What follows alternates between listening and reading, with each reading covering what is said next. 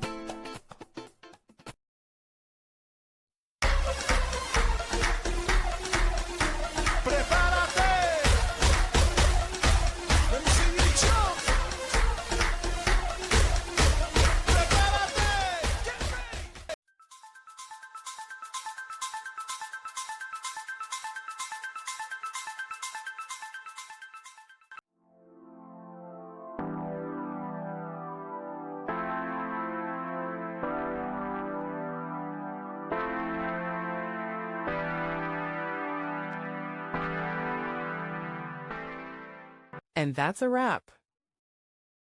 I hope you found the answer you were looking for. If you did, take a second to hit that subscribe button. It really helps out. And let me know in the comments which solution worked best for you. See you next time in the debug zone.